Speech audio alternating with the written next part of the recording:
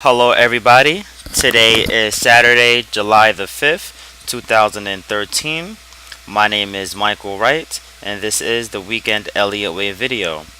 Just before going forward, please do pause the recording and read over the risk disclaimer.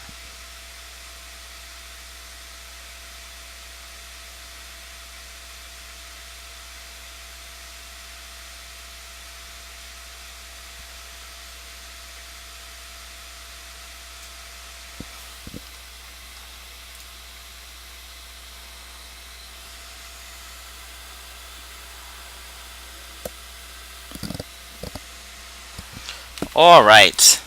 So let's jump right into the market. As of late, we are in three open trades. Those trades are the short Aussie Swiss. We remain short from 83.81. We are also long dollar CAD from 106.38. The Aussie Swiss trade was initiated on June the 24th, and we still remain short that pair. The short Kiwi dollar, short from 87.49, still in that open position. And we will look at those three setups more specifically. Okay, so taking a look at first the trade of Aussie Swiss. Aussie Swiss remains in a down spiral. The point which we got short was 83.81, so tad bit higher. It was just around this breakout. Okay, could have had a better entry point. But in terms of the top side resistance, prices still remain capped by the descending trend line, which now has resistance at 84.14. Our stops are at 84.40, so we'll keep a close eye on the Aussie Swiss. But if you open up the time frame a little bit more, you'll see that there is momentum divergence, which is bodes well for shorts going forward. Okay. Now, at the same time, on the daily time frame, whether this is a B or a 1-2, then developing further, or AB, then WX, then Y, going forward, we will have to see about that. But again, you can see that same trend line, which dates back to March of 2014, and we have broken that resistance. So we are looking for further downside with support now at 81.20. Okay, with support now at 81.20, we look for that angle there. Okay, now that's on the Aussie Swiss. Now, just to jump around a little bit, Aussie dollar, you're looking to take a short at the open of Sunday's trade. So we'll take the short, we'll send it out via email, chat room, we'll post it in the back end. Everything's the same for members, and then for those on the trade copier, you will be in the position at the same entry point that we are in. Okay, so watching out for that pair, and also further jumping around. Something that we started to do more of was to put a my FX book on our performance, so you guys can see development. So far for this month, we are up 5.46%. Last month was great, great pop higher, much needed in our opinion. 15.8%, month prior 1.9, and then April slightly down 2.29%. And then pip wise, you guys can see fairly good month so far. Our pip count is a little bit different than what the My FX book shows, and the reason why is because we really scale out of positions. My FX book doesn't take into account the fact that we do scale out of positions. Not something typical amongst a lot of traders, but something we do. All right. So for example, we take a look at the dollar yen. Dollar yen, we took off a quarter for plus 40. The rest got stopped at break even. However, the average is 10, whereas my FX book will count this as 50 pips, 40 and then 10. Right, this way it makes more sense in my opinion. Same thing goes for euro dollar, 86.85, 1/4 and 3/4. My FX book will count this as 86 plus 85. Okay, so just something to take notice of. My FX book will show that we are up a lot more pips than what I believe, but in any case, positive is positive, right? So watch out for that.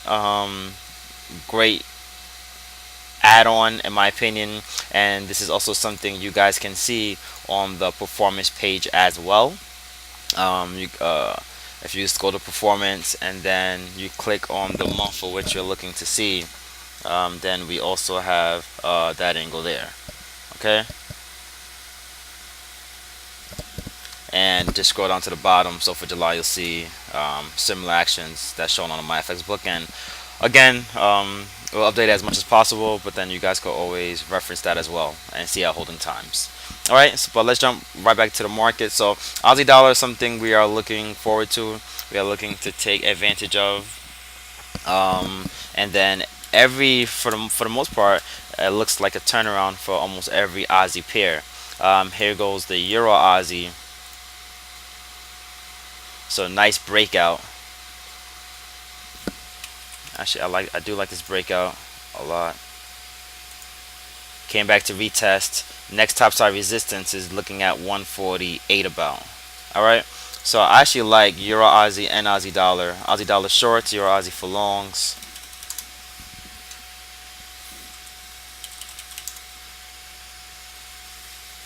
All right. This is the 4-hour time frame now that we are looking at. All right. So see how this plays out. I will most likely just take the Aussie dollar. Don't want to overexpose myself. And at the same time we are still in that Kiwi dollar short. Got short at 87.49. So downside preferred, again, further momentum divergence. Okay, further momentum divergence, looking for downside risk on this pair, and could turn out to be a major turnaround in my opinion, eyeing that 84.50 zone.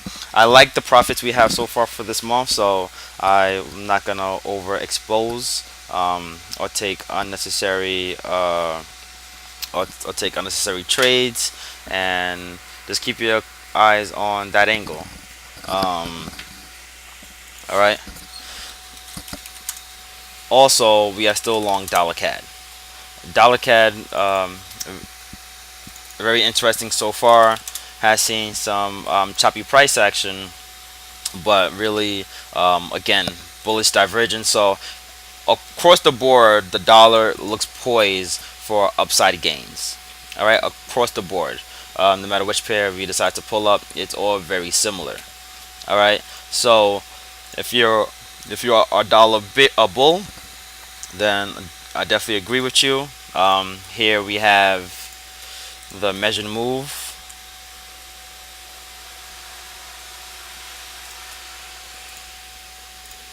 Okay, A, B wave, then C, and we're looking for upside gains on this pair.